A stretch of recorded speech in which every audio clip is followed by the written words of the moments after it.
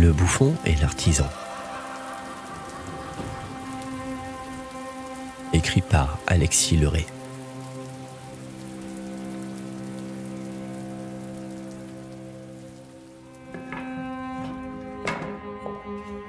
Il y eut jadis dans ce royaume dont nul ne se souvient un artisan. C'était un homme de vertu et de patience qui aimait plus que tout le travail à la tâche de laquelle il se tuait. Chaque jour, il peinait, ses mains rudes façonnant la matière à sa volonté, son esprit tendu comme l'arc d'un chasseur. Il travaillait sans relâche, priant les dieux, suppliant les saints, offrant ses maigres récoltes au temple. C'était un homme simple et bon, qui ne désirait presque rien. Mais le peu qu'il désirait, c'était tout.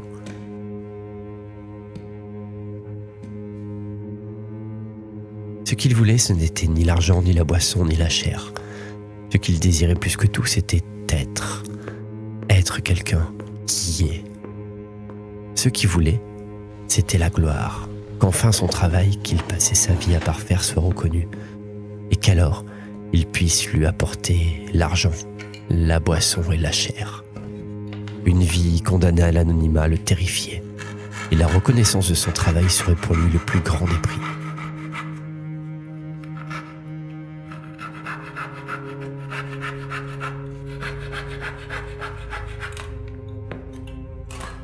Ce qu'il voulait profondément, c'était la reconnaissance.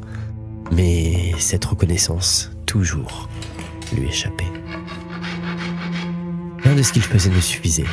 Les corps des autres restaient froids, leur cœur, jamais, ne s'ouvrait. On n'avait à son propos que mépris ou désintérêt. Et la femme qu'il aimait depuis toujours lui restait indifférente. Malgré tout son travail, malgré tous ses efforts, il était un homme entièrement invisible, qu'aucun de ses efforts ne suffisait à faire exister.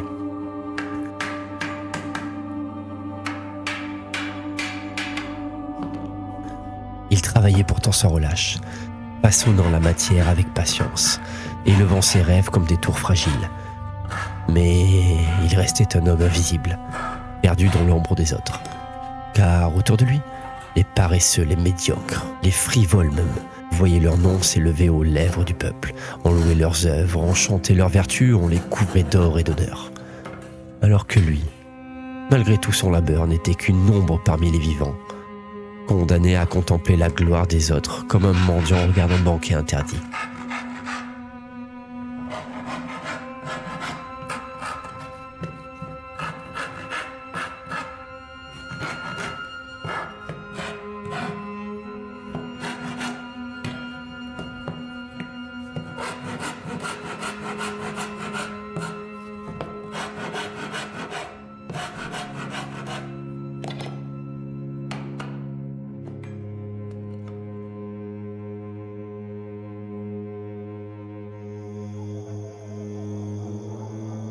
Alors, l'artisan alla dans son temple habituel, au plein milieu de la nuit, et hurla.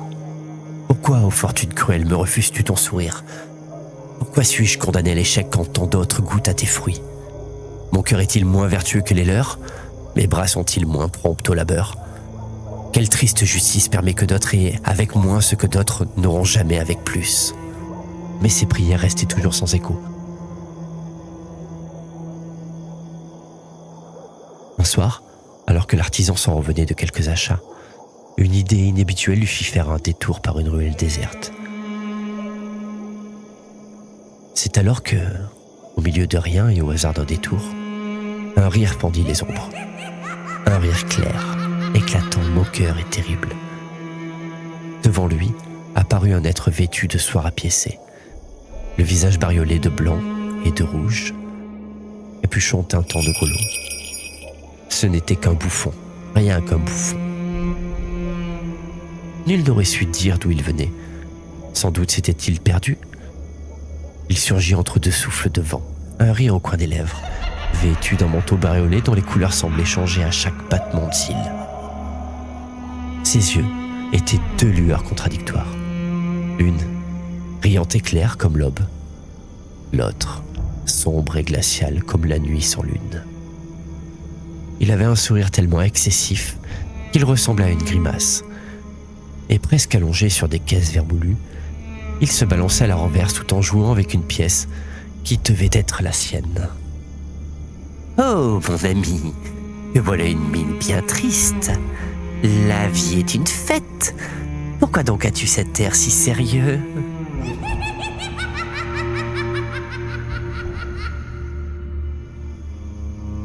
L'artisan, qui pensait à son travail, ne s'était pas préparé à faire face à un individu aussi excentrique qui, non seulement interrompait le fil de ses pensées, lui faisait prendre du retard, mais qui en plus lui inspirait une peur sourde.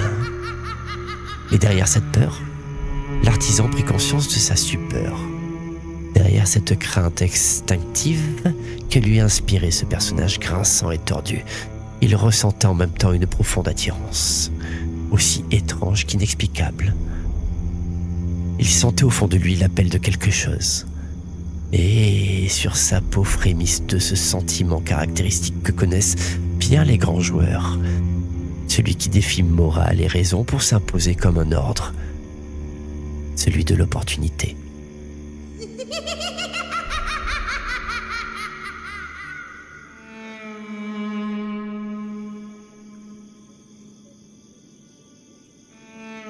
Alors, l'artisan parla au bouffon. Il lui raconta tout, son travail et ses efforts, ses œuvres et ses échecs, ses désirs et ses manques, ses peines et ses espoirs. Il lui dit tout de lui, bien plus qu'il n'aurait jamais dû face à un simple bouffon.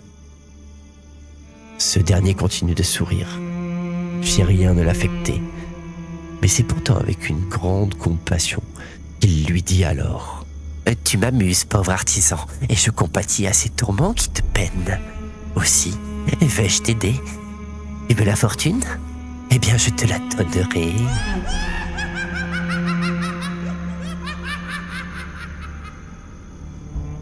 « Comment pourrais-tu me la donner, toi qui n'es qu'un bouffon ?» lui répondit l'artisan.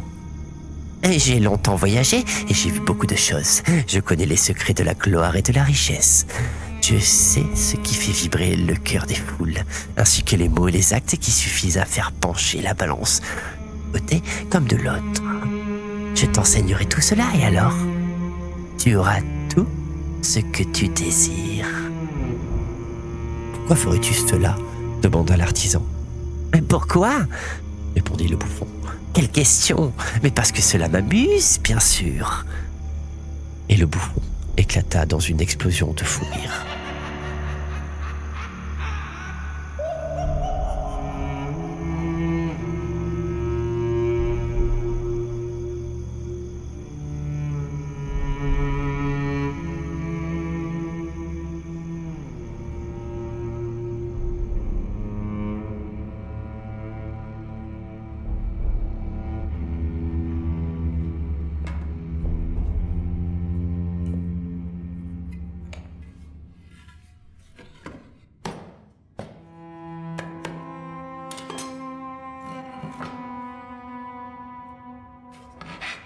Si l'artisan était sceptique, force fut de constater que le bouffon tint parole.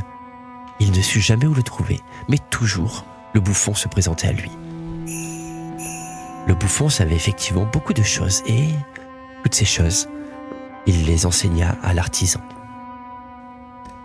L'artisan écouta religieusement et apprit beaucoup, bien plus qu'il n'aurait jamais pu imaginer. Il apprit combien les secrets de la fortune étaient faciles et combien en même temps ils étaient difficiles. Alors, l'artisan mit son savoir en pratique et très vite, tout changea. Ses créations, autrefois ignorées, furent portées au nu comme des merveilles sorties des songes. On se pressait pour contempler son travail. On l'invita au plus fastueux banquet et on se disputait le privilège d'entendre ses paroles comme des oracles. Les femmes se disputaient son regard. Son sourire devenait un trophée. Et ses coffres, trop étroits, ne suffisaient plus à contenir l'opulence de sa fortune. Même celle qui l'avait aimé en vain depuis l'aube de sa jeunesse lui ouvrit enfin son cœur, comme si la gloire avait forcé en elle la serrure de son amour. Alors, l'artisan se découvrit comblé. Il marchait dans les rues tel un roi sans couronne, salué par les acclamations, riche d'honneur comme de biens. Les chants s'élevaient en son nom, les mains se tendaient vers lui, et sur son visage brillait la joie éclatante, rayonnante de cette ivresse qui fait croire aux hommes qu'ils ont vaincu le malheur. Le bouffon n'était jamais loin, mais il savait se faire discret quand il le voulait. Toujours, il marchait aux côtés de l'artisan, ombre bariolée dont les grelots teintaient comme des rires cachés dans le vent. Il observait l'artisan dans sa gloire, s'émerveillait de le voir comblé, et ses yeux luisaient d'une joie étrange, d'un mélange de fierté et d'ironie. Un soir, la ville tout entière acclamait encore le nom de l'artisan. Le bouffon s'approcha, son visage toujours souriant. « Mon ami, dit-il d'une voix douce et moqueuse à la fois, tu n'as plus besoin de moi. Le rire de la fortune chante déjà pour toi, et mes dés ont fait leur office. Peut-être qu'un jour, lorsque la route tournera encore, nous nous reverrons, car nul ne commande au hasard, pas même moi. »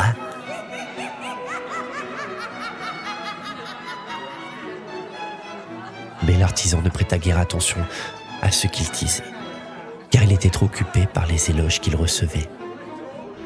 Puis, le bouffon fit un salut profond, son chapeau à grelots inclinant dans la lueur des torches, et s'évanouit dans la foule comme s'il n'avait jamais existé, laissant derrière lui un écho de rire qui se perdit dans la nuit.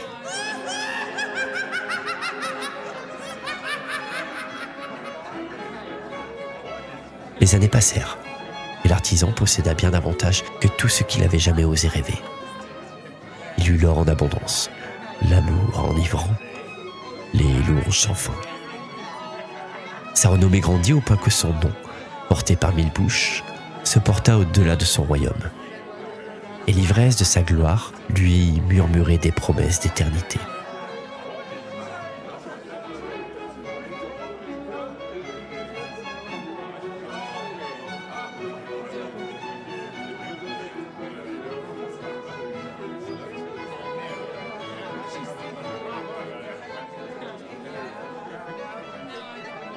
Mais nul ne peut prédire les caprices de l'esprit des foules. Ce vaste océan dont les vagues naissent et meurent sans raison. Un matin, sans signe ni présage, la roue tourna. Ce même peuple qui l'avait adoré changea de visage. Ce qu'il tenait pour génial devint soudain délire. Ce qu'il croyait divin devint soudain médiocre. Ce qu'il prenait pour franchise devint imposture. Toute sa gloire se changea en honte. On cracha sur son nom, on se moqua de ses œuvres comme d'un ridicule. Les femmes se détournèrent de lui. Il ne fut plus invité au banquet. Et ses coffres se vidèrent peu à peu, jusqu'à ce qu'il devint plus pauvre qu'il ne l'était avant sa gloire. Son vin tourna au vinaigre, ses amis s'évanouirent comme des brumes, et la femme qu'il croyait liée à son cœur choisit d'autres bras, plus jeunes et plus ardents.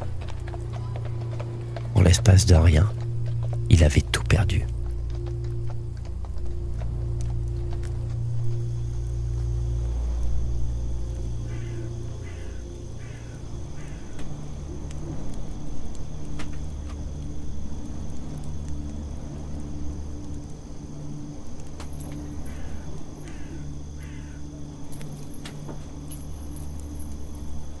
Alors qu'il errait au plus profond du gouffre, seul et défait, une silhouette surgit de l'ombre et le prit au dépourvu. Les grelots tintèrent doucement et dans l'air flotta un rire que l'artisan ne reconnaissait que trop bien.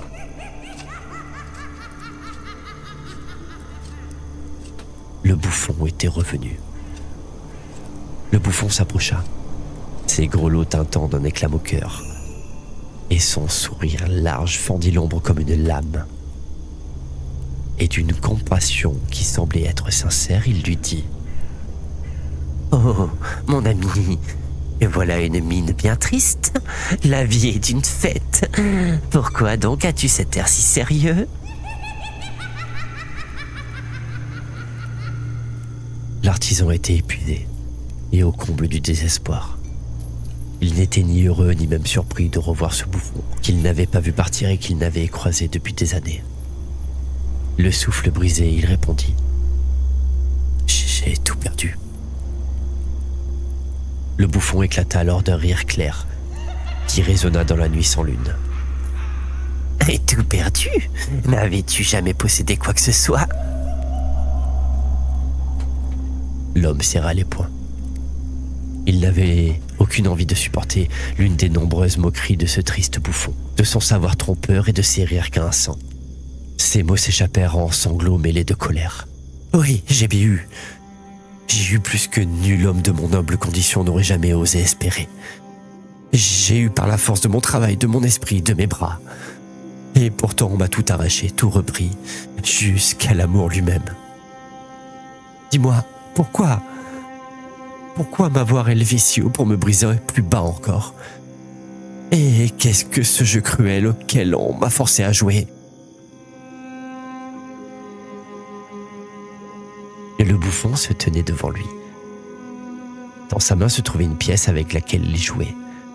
C'était la même, comprit l'artisan, que celle qu'il avait la première fois qu'il le vit. « Ah, tu dis vrai, mon ami, la vie est un jeu.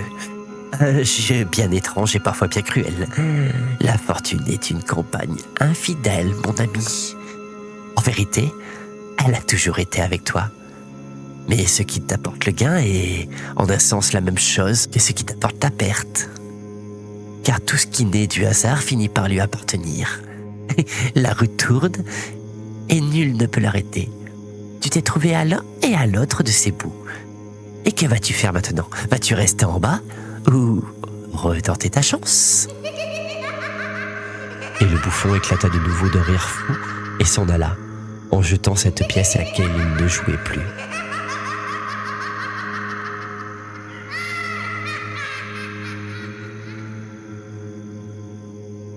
L'artisan, vidé de tout et exténué jusqu'au bout, ne put comprendre les paroles de celui qu'il tenait pour un fou trompeur et mauvais.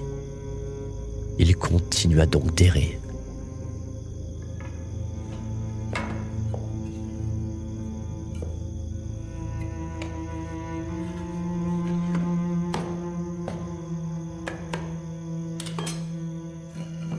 Il continua malgré tout de travailler, mais plus jamais il n'eut droit aux fruits de la gloire. Et, les années passant, l'indifférence grandissait. Toute l'œuvre de sa vie s'effaça dans la mémoire des hommes, comme de la craie sous la pluie. L'artisan mourut, et plus personne aujourd'hui ne se souvient de lui.